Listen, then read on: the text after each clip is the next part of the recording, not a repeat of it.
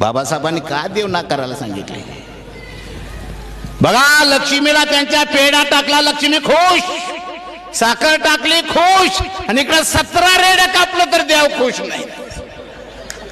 बकऱ्याचं, कोंबड्याचं, रेड्याचं तेवढं द्यावं आम्हाला, आणि साखरेचं पेढ्याचं त्यांना. पेढ्याच्या खर्चात रेडा येतोय का?